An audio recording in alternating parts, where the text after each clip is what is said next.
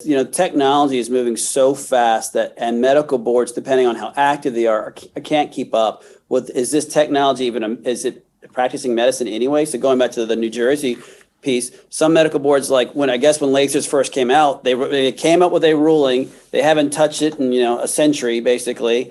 And that's always been on the books. But then when you talk to the medical board, that they're aware it's on the books, but they're eventually going to get rid of it. I mean, New Jersey is a perfect example, but we can talk about state after state where a law got passed and they are aware of the law, but they're not enforcing it.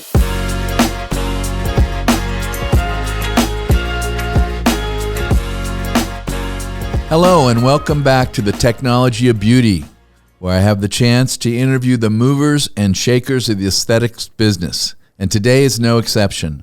I have ByrdAdatto and Michael Byrd of ByrdAdatto here today, and they're no strangers to the aesthetic business. Welcome, gentlemen. Hey. Yeah, thanks for having us. We're super excited to be a part of this one, Grant. Yeah, I can't wait to get to know you better and for all my guests here to get to know you. So, Brad, tell me a little bit about yourself.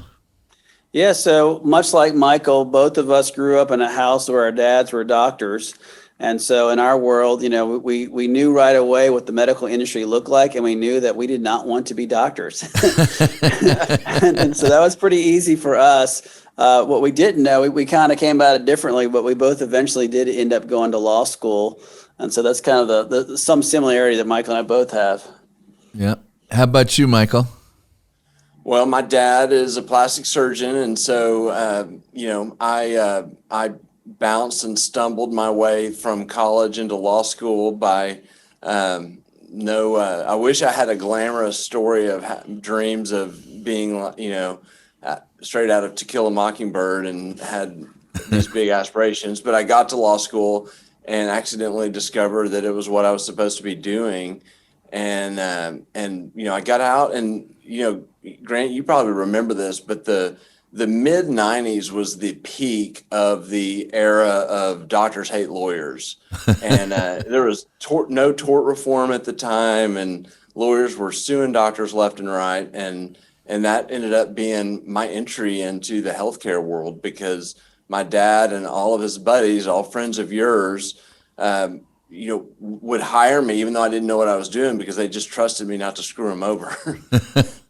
So what does ByrdAdatto specialize in? Well, 100% what we do is business law, but of our clientele, more than 80% are in the healthcare industry. And of those clients, a large portion are in the aesthetic market. So obviously plastic surgeons, dermatologists, ambulatory surgery center, and med spa. So at the end of the day, we're just like any other business firm, but very focused in the healthcare industry.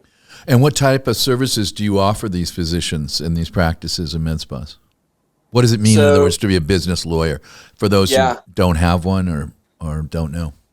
So if you think about, for a doctor, their journey from coming out of school until retirement, we kind of meet them at the beginning and be with them all the way to the end. So we help with the first contract, and when people are coming out of school, their first employment agreement, and then all the business of medicine entails the structuring, the contracts, and the compliance. So, as you've probably experienced in the last 10 years, the world is changing as it relates to providers. And, we live in a compliance culture now. So the normal business things that you've done for your entire career and that other businesses do get layered with the complexity of this heavily regulated industry that used to be mostly focused on the hospitals and kind of the big healthcare providers. And I would say the small private practices, though they were more regulated than a normal business, didn't have the target on them as much as they have really since healthcare reform. And so where we come in there is just making sure that, day-to-day decisions like, do I hire an RN or an esthetician to help with this role? Or, do I buy this device, and do I have the people that are allowed to operate this device, and patient privacy laws? So the day-to-day grind stuff we help with. And then, when we get to the point where they're planning for retirement, we help devise their exit strategy and then help execute on that. Yeah, and I think one of the pieces, going back to the business lawyer grant, is, for our firm, we do not litigate. So, we're one of the good guys. We obviously have clients that fall in litigation. We don't like it when they fall in litigation, but that's not who we are. We're helping, I always see it as we are on the creation side. We help build businesses, merge those businesses and sell them, and they just happen to fall heavily in the healthcare industry. But I love that part about what we do. We get to create. And obviously, we're surrounded, a healthcare community has all these entrepreneurs. And so it's so much fun to be around because, as you know, Grant, you can have a physician who's your client, but they're out inventing things, coming up with new ideas, and you get to be with them and help, obviously, surround them with the protection they need, but help grow it, sell it, and be a part of that journey with them. And so I've been doing it for 23 years. Michael's at 25 years. It's been so much fun to be in this space because you get to see the passion that someone has for something and see the results. And so that's different where litigation, and look, some of my best friends are litigators, so I'm not against them. They have to tear things apart, right? You're separating something and it doesn't end up well, generally speaking. We get to see something grow and become something bigger and better. So it's a fun, I know I do, but I can probably speak for Michael. I love going to work every day because I love what I do. We were practicing for 10 years together at our prior firm, and we love being alongside the journey so much of our clients who are building stuff that that's what inspired us to start our own firm. We got to do what we were helping our clients do for so many years, and we've had the time of our life doing it. The only question I have is why it took us so long. How long has ByrdAdatto been in existence? Well, February 1st, we got to celebrate our 5th anniversary of being around. And so we're still here, which is great because it's a pandemic that just happened. But we have grown. It's amazing because, Grant, when we had our 5-year vision, our vision was, hey, in 5 years, we want to have at least 8 attorneys. We started off with 5 attorneys. Okay. And now we just added our 14th attorney, and we still haven't had 6 years yet. So we've grown very rapidly, we're structured in the sense, but great opportunities have come along, great new clients have come along, and we got to grow with them, and they got to grow with us. So it's been a really incredible journey. That's fantastic. Congratulations. Tell me about AmSpa, and how do you relate to AmSpa? So in 2016, when I was at the ASAPS conference in Las Vegas. What's ASAPS? Yeah, it's the society that you were the president of, Dr. Stevens. Oh. And I've been trying to extinguish that ASAP because it sounds like as soon as possible. So when you were at the meeting of the Aesthetics Society, which is the American Society for Aesthetic Plastic Surgery, what happened? Yes. Thank you very much, sir. That's the word of the day. Yes. In between my time, probably running around with you, I was giving a presentation with Alex Tiers, who's the founder and CEO of AmSpa. And it was funny because I'd been speaking for years and we finished, and the line for people asking questions was longer for Alex than for me. And I was like, what is going on with this dude? I've got to meet him and find out what his story is. And so we went at the Mandalay Bay, I believe, and sat down to have a drink and to get connected. And 6 hours later, I called Brad and said, hey, we got to fly to Chicago because I think we have an opportunity to open a Chicago office and become connected to this startup called AmSpa, the American Med Spa Association. And Grant, the way I like to tell it is it's the kind of call that every parent wants to hear from their kid. Dad, I'm in Vegas. I met someone, I really like him, and I want you to fly to Chicago to meet him. and I've been drinking. So I was like, oh, that sounds like a great plan, What Michael. could possibly go wrong? Yes. Okay, Yes. So you flew to Chicago and you got involved with AmSpa. How is a law firm involved with a spa firm? I mean, what's the connection? So Alex is a lawyer, and Alex is an entrepreneur, and he had his own journey of starting a trade association. He he kind of stumbled into representing a couple of medical spas and realized that no one knew what the law was. And so his mission was, I'm going to provide education to all these medical spas out there, and then they're going to hire me as a lawyer. And what he started discovering was that there was a niche for this trade association in of itself, and that he needed help with the practicing the law side because he was so busy running it. And so, it really was, the Reese's chocolate and the peanut butter thing, because we were, growing as a firm, had a deep background because of, people like you who had med spas before med spa was a term. And so we knew all about the laws regulating, these non-invasive treatments. And so we connected with them and decided that we would help, become part of AmSpa passively as investors, but also, support with the education, the state of the laws across the country. And then Alex joined ByrdAdatto and is the managing partner of our Chicago office. So really, I would say we're kind of sister organizations. We're separate. The right hand doesn't know what the left hand's doing every day, but we definitely support one another, and it's been a really symbiotic and great relationship. Yeah, and one other thing I want to add to that is the reason why I think it works so well with ANSPA is at our firm, education is so paramount. I mean, obviously laws are constantly changing. We have our own internal education program called ByrdAdatto University, where we're constantly internally teaching with our attorneys so we can keep up with what's going on. So, to actually work in this field, and just like you, Grant, you always talk about how much you read and work through stuff. You have to be a continuous learner. And that's what I think for us with ANSPA, Alex was trying to educate, that's what he's like, I need to educate everyone to let them know what's going on in this industry. And so it resonated with us already, which is, hey, we get that. That's what we do internally anyway. And let's figure out how to work together to help you. And it's not just, obviously we are lawyers, but ANSPA has a whole bunch of different, consultants and financial planning and these boot camps they do. It's not just on the law, it's on how to run a great practice, and obviously very focused on the med spa piece. Okay. Now, we have 50 states in the United States, and I'm curious, are you licensed to practice in all 50? Do you have clients in all 50? Or how do you deal with that?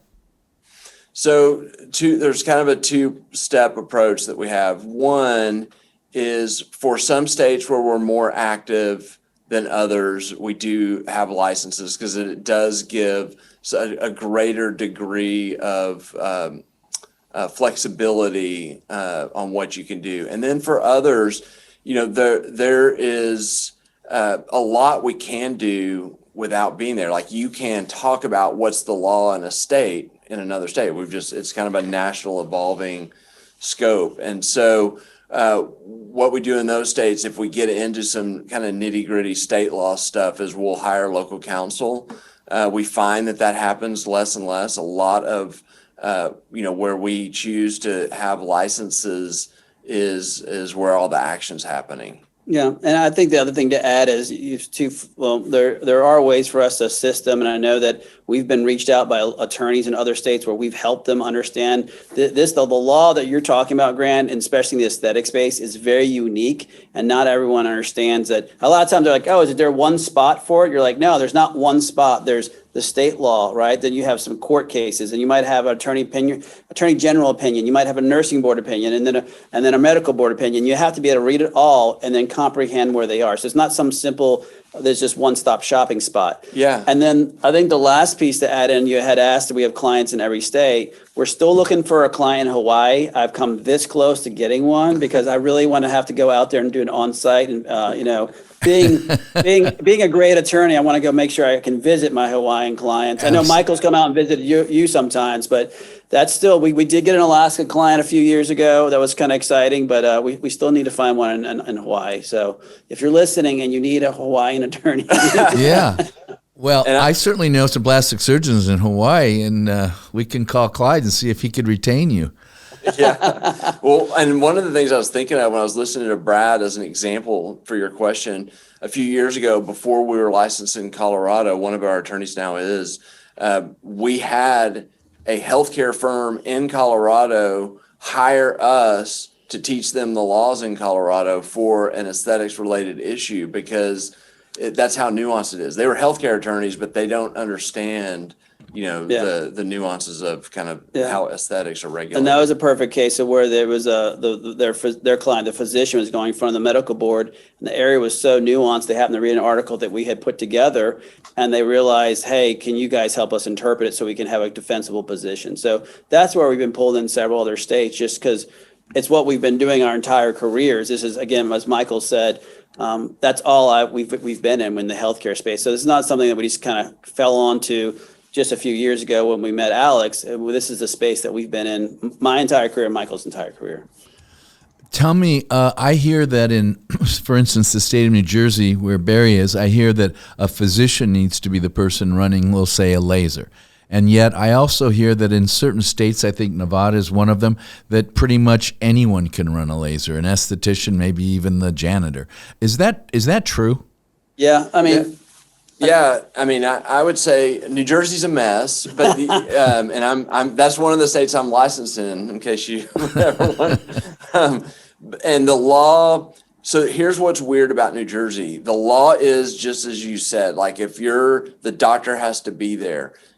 No one is doing it that way, and the board has turned their cheek the other way and has been in the process for years of having proposed changes that is keep moving forward. And so it's changing there. And that's an example when you have to talk through this with people is you can't just say, here it is. You have to look at the surrounding circumstances, what's happening, and gauge the risk.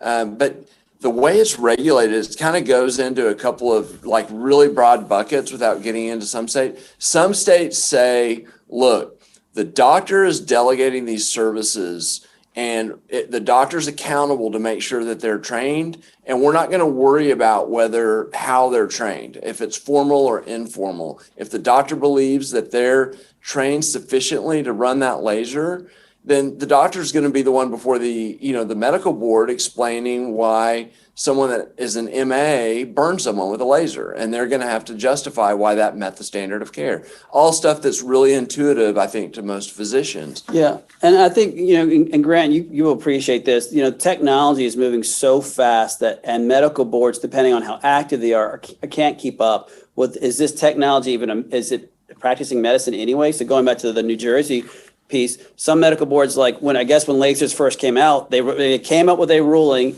They haven't touched it in a century basically, and that's always been on the books. But then when you talk to the medical board, that they're aware it's on the books, but they're eventually going to get rid of it. I mean, New Jersey is a perfect example. But we can talk about state after state where a law got passed, and they are aware of the law, but they're not enforcing it. So then you start talking about the risk of, hey, what's your risk tolerance? This is the law. The medical board's not enforcing the law, but do you want to be the test case? And this state's not aggressive on this particular issue, but they are concerned about this issue. So those are the kind of things you have to walk someone through so they can have a comfort level. And as Michael said, unfortunately, every state's different on who can fire the machine, what's the supervision, what's the delegation rules. But at the end of the day, those who are like walking in the very charcoal gray area, they still have to remember, hey, if you're the treating physician and it's your practice, ultimately you're going to have to go back to the medical board and explain why you had someone who walked in your office with 5 minutes of training fire that laser. And so, we always talk about the skills of that individual and have you been supervising the individual? Have you seen their technique? Because that's who's responsible for it. And I'll add to that too, going back to some states that really just write their law in a way to defer to the doctor's judgment, and some states that say no, like California is a great example. I mean, they say an RN or higher is the cutoff for being delegated medical treatments, and that's not actually what happens in California. There's a lot of estheticians and other providers that are doing things that are kind of on the line of whether it's medical or non-medical. And so even on those cases, you have to be able to talk to the clients about risk and, the risk is different depending on the treatment. If you're injecting filler in someone, that's going to be more risky than, doing some of the less invasive treatments that are out there. And so we live in a world of gray, going back to what Brad was saying. And so we just have to talk in terms of risk and lead our clients to make a decision that fits for them within their risk tolerance. Mm-hmm. Now, Brad, you mentioned about emerging technologies. And I was reflecting back on cryolipolysis, or killing fat cells with cold, a brand new energy source, cold, and a brand new target. Fat cells, right? And that started about 2009, 2010. I imagine there were no laws on the books because the technology didn't exist. So now, could you give us a feel for either when new technologies come out, or specifically, let's talk about cryolipolysis. Are there laws in the states about who can run a cool sculpting machine? Yeah, so great question. I can't think of a state that's actually defined it off the top of my head, saying that is exactly the practice of medicine or not. Since I'm smarter, I'll tell you a state after it's done. I said off the top of my head. I was gonna give the high level, and then I'll let you come in. Now, okay? Boys, so, calm down. But generally speaking, so if the state hasn't addressed it directly, what you start looking for is, how do they define the practice of medicine? And so a lot of times it's like, how does it affect living tissue? How does it affect cells? And so you have to dive a little bit deeper and say, okay, by reading how this state defines the practice of medicine, by changing cells or affecting tissue the way you are, that could be considered the practice of medicine. And this goes back to Michael's point in the gray area. Some of it's gray, some of it's not as clear. And as Michael was about to tell you, there are some states that then say no. New Jersey being like, hey, you fire a laser, only a doc can do it. And we know that's the practice of medicine. Other states have gone a little bit closer to your question, which is? Yeah, Oregon, which you're very familiar with, I know. Go Ducks. Yes, they actually have written in a more sophisticated law dealing with cool sculpting, and they actually have written it in to allow estheticians that have a higher level of training to operate cool sculpting, and it's not considered, it's within their scope of practice, so you don't have to delegate it like a traditional medical treatment. But I would say most states, to Brad's point, haven't dealt with it. The boards will come down and say, yes, cool sculpting is the practice of medicine. We had a plastic surgeon in the state of Texas get called to the medical board for not seeing a patient before they went in to get cool sculpting. This happened in 2019 at the beginning of the year, and it get turned into an investigation, had to go down to Austin. We helped them kind of with that process, and fortunately, there was not even a hand slap. It got dismissed because what we know is true today is, when there's no patient injury, most of the time, medical board isn't going to care too much about it. But it was really interesting to hear the prosecuting attorney, and they were on it, like, cool sculpting is the practice of medicine. The doctor was nowhere near. And this was in a board certified plastic surgeon office. So, and I'm going to do a couple clarifications. Mm-hmm. Number one, that doctor was on site when it happened. Number two, the doctor answered questions not directly from the patient. And so the patient had questions, and the person went down the hall and talked to the doctor. Doctor answered the question, came back. So there was some oversight. The doctor was present in the office suite when it was going on. So to be clear, anyone in Texas listening to this, don't think that we're saying that you're clear to go and fire off those machines in Texas without it being considered the practice of medicine. And then Michael's last point, which was there was very little harm. They kept saying, well, this wasn't really to them an invasive procedure. So all those were factors they considered. And this was just a panel of three. So you never know what your panel is going to be like. But the prosecutor, as Michael was saying, was hell-bent on taking this plastic surgeon out back and make an example of it. But that panel didn't agree. So again, you don't know if a different panel would see otherwise. And so again, cautiously understand when you add new technology, you should really understand how's it viewed in your state? And is there a specific Oregon type law or New Jersey type law? or is it in the gray area? And then what precautions are you going to put in place if it is in the gray area? That's terrific. So tell us about Access Plus. What is Access Plus? It's right there It's between my you two. passion project. Your passion project. Well, It tell was us about that. So Brad and I think for ever since we got together, we believed that the hourly billing system for law firms is a flawed model. It's a broken system that doesn't align us with our clients. Is that why you practice for free now? That's not alignment, Grant. That's not alignment. So, I mean, we have experienced getting the surprise bill from lawyers that we've hired in the bill. You have expectations, you call your lawyer, you get some help, and the bill comes in and it's way more than you thought it would be. And so we were trying to just figure out a model that would eliminate that. And so Access Plus is a subscription model. And so our clients that sign up for it pay a set monthly fee, and they have unlimited ability for phone calls and emails. And we have a portal that helps them stay connected with updates on what's happening with the laws. And then we have toolkits with information for different parts of their practice. And then, there's a certain number of project work depending on which plan they sign up for.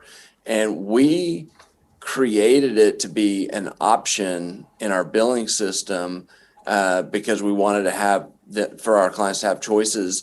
And in less than 18 months, it became 75% of our client base are in it. And it's been so much fun. It's been fun as, two entrepreneurs trapped in lawyers' bodies.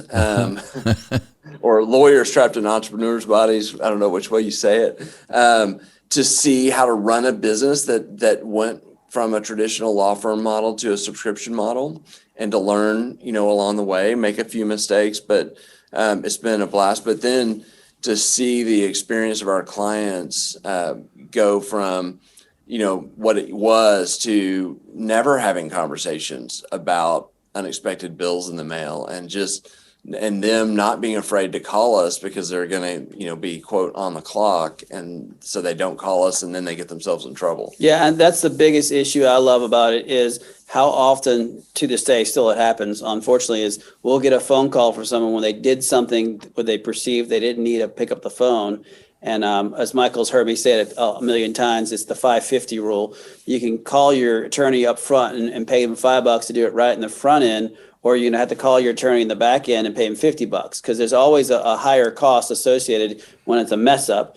And for us, we don't like the $50 issue because you're never happy already, right? The client's mad because something bad happened. Now you're dealing with the fire drill, and obviously if it was the hourly world, you're dealing with the fire drill, and it's going to cost a lot more money to the client. So it's never a good spot. But if they are incentivized in the sense of, hey, call us, email us, we want you to, we urge you to, and they know that the ticker doesn't start every single time to pick up the phone or email us, they love that. And so we have a lot of clients who love that. And it was interesting during the pandemic when all our clients were being shut down, and they were trying to figure out, can I do surgery today, or can I be open today? It was a windfall for them because we were there for them, and that's what the whole purpose was. We were learning new laws on the fly as the laws kept changing. But we were able to help them work through it. And for them, when their revenue went down to nothing, they know the exact amount of services they were still going to get from us. That didn't change. And so it became a great avenue for us as a firm, and a great avenue for our clients. So we never built it to survive a pandemic, but it survived the pandemic of the people realizing we were still a great resource for them, and we were there with them. And of course, it's still going on. So I'm not saying it's over by any means, but when the really bad stuff happened, it was great for them in the sense of and that they knew exactly how much time and money it was going to cost them, because it didn't change one iota how much we were on the call with them. So I think for our listeners, I need to make a full disclosure that these gentlemen they're both my attorneys, and also I participate in Access Plus. And I'm one of those people who calls them when I have a question, and I'm on a subscription, and I pay them a monthly subscription. So if I don't call them, it's the same amount if I call them every day. And I love it. I love the subscription approach to this, and I want to thank you guys for it. Now, Brad, you were just talking about COVID. Tell us also about any other ways that COVID has affected you and or your firm. I think like everyone else, for us, we never stopped working in the sense of our phones never stopped ringing, but it was really on helping our clients understand the new laws and how to work through those processes. So Michael and I were busier than I've ever been in my entire life, from March all the way through, I guess, June. And in the sense of it never stopped for us. But the big shift for us, we're still a transaction firm, was the work required to help sell a practice, merge a practice, form a new entity. All that stopped for a long time. And and when it stops, you can watch the revenue numbers kind of go down. But we are so blessed, an incredible team. And so Michael and I was, during this pandemic, going back to the business side, we didn't want to lose anyone. And we were lucky that we were able to keep everyone, not change anyone's salaries, and then, kind of continue down that growth. And now we're on the backside of it, at least in the sense of we see a huge uptick again from our clients ready to start moving forward. So that's been good. I think the hardest part for everyone was every day there was a new law, a new shift that they had to learn, and it was all on the fly. And I'll give you one more second, Grant, is when a law is passed, typically you have 90 days to 120 days for the governing body who's going to enforce it to kind of figure out how they're going to tell you how they're going to enforce it. So Congress would pass a law that goes into effect immediately, but then, the executive branch then has to figure out what to do with the law. And that, especially with the PPP funds, that was an incredible time because everyone wanted to know how to apply, or everyone wanted to know how to get forgiveness. All the while, the SBA was still working through stuff. So I don't think I've ever been through a time period where you were reading stuff continuously and the laws were constantly evolving, but hopefully that won't happen again for a while. The craziest story we had a plastic surgeon in Texas. Brad talked to him at 8:00 at night On a Sunday. When all the closures were happening, and told him, yes, you can do your case tomorrow morning. I texted Brad at 5 a.m. on Monday morning and said, hey, medical board just issued this at 9:00 last night. And he had to get on the phone with his doctor and tell him, you can't do your case. They came in last night and cut off all the cases and closed it. So on a Monday morning? Yeah. Oh, my word. Yeah. That was in Texas? Yeah. So I heard that the COVID virus can't come into the state of Texas. I heard that the immigration laws don't allow it or something. Yes. Yeah. If you go to West Texas, they definitely live that out. They've never heard of a face mask. Yes. Okay, so you didn't let anyone off, lay anyone off, no furloughs at all. Congratulations. Yeah. You're to be complimented for that. That's fantastic, guys. Well, and it's compliments to our clients who stayed with us through this and realized that there was a reason to still have attorneys during pandemic. And so that allowed us to continue to keep everyone on staff. And obviously, full disclosure, we did get the PPP funds that helped a lot too, to be able to keep people employed. So it was twofold, but at the end of the day, and this, Grant, when you have a great team, you want to try to keep them happy as best you can. And so it was very important to all of us, not just Michael, all the partners, to try to keep our team together. That's fantastic. Well, we've covered a lot. I'd like to ask you both have been in this, each of you, over 20 years, collectively almost 50 years between you two. You don't look old enough to be doing that. Do you guys shave yet? I'd like you to look into your crystal balls, each of you, and tell me what you see the future looking like in the aesthetics world. This is the technology of beauty. So let's keep it to beauty and technologies, if you will, plastic surgery, aesthetic surgery, the core. What do you see, Michael, ahead of us in the next 1, 5, 10 years? Well, I'm going to see if this qualifies, Grant, but it's fascinating. And I know that you'll know this because this was something that happened in the late 90s and then it didn't take.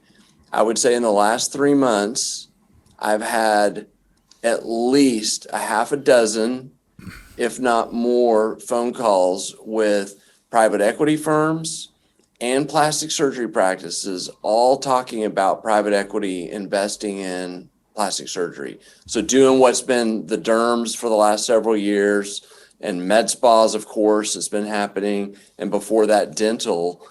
they're moving hard into plastic surgery right now, and it's been really fascinating. I've had 3 phone calls this week, one with private equity, 2 with 2 different plastic surgery practices in 2 different parts of the country, and they're all saying we want to be the first ones in, and so. The private equity is wanting to get people signed up, and the doctors that are receiving, the interest are being told they're going to get more out of it if they're the first ones in. And so it's been fascinating for us to see it. And it's not a model. The model's not any different than what it was many years ago. It's the MSO model that's been around forever. But I think the belief is that the appetite this time around will be different, and that they've learned from mistakes that have happened in the other industries. And so what does this mean? Is this going to happen or not? Well, I don't know. I do think that you have to, if you're a doctor looking at your retirement strategies, you have to add this into the equation to figure out if it's a fit. It's not going to be a fit for everyone, even if it really takes and takes off. We know why it doesn't work is that, especially in plastic surgery, senior doctors who've built their own practice don't want to be employed. And that's going to be one of the downsides to this model. But it is here. And I do think that there's a growing generation of people who wouldn't be opposed to being employed under that system. Yeah, and that's a big shift. That I agree with you on that. And I think the other one, something we started off with a little bit, and goes with you, Grant, you know this better than anyone, is the technology. The technology is constantly evolving as to certain products that were, FDA approved for A, but someone realizes that they can move it over to the aesthetic market for B, C, D. And, from our end, we're learning it, that the docs obviously get it before we do, but now we're trying to learn, what does this technology do? We have to figure that out. And then how does it impact? Is it practice of medicine, or is it something that an esthetician can do? Because obviously that's a huge difference. And I think, and just in the last decade, the number of new technologies that have fallen into the aesthetic market is amazing to me. And it seems like it feels like it's going faster and faster. All of a sudden, it's like accelerated. So that's where I'm watching is what keeps coming into the aesthetic market. How is it being used? And then the last piece, which is in how is the states or medical boards going to react to it?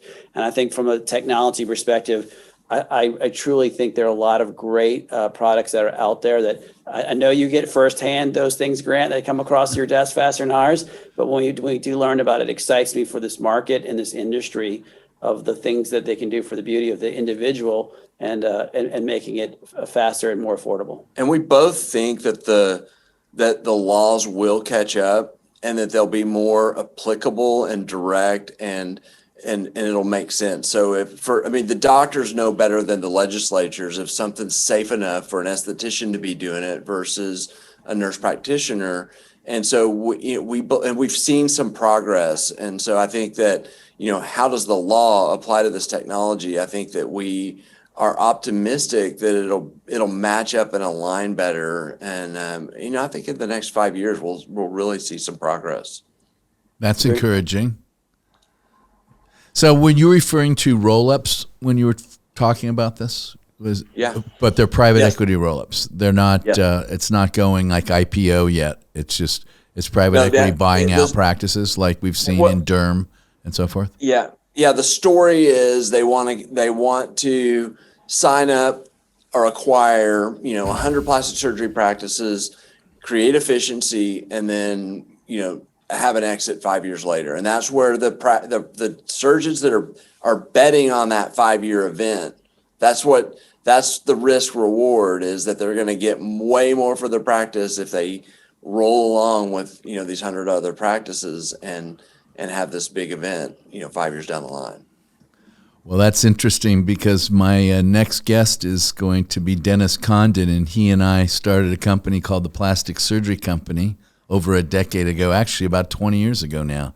Rolled it up, took it to Wall Street, and managed about 32 plastic surgery practices. And when that came apart, I turned to Dennis and said, I will never, ever again get involved with a group of plastic surgeons and try to run their practices.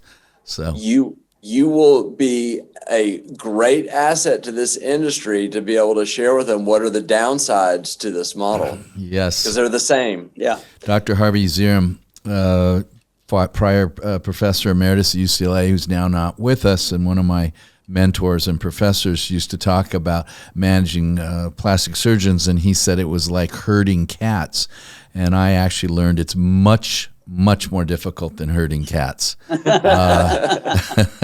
And your job with 50 states and thousands of plastic surgeons, I can't imagine you have any time for anything having to know the laws of 50 states and then dealing with thousands of maniacs like myself, plastic surgeons. So any event, we could go on all day. I know we could continue, but we can't. So thank you very much for joining us, both of you guys.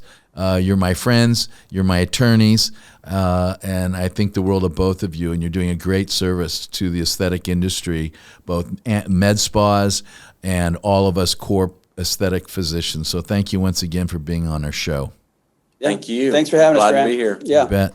So that concludes this episode of The Technology of Beauty, where we have a chance to learn from the movers and shakers of the aesthetic industry, and today was no exception.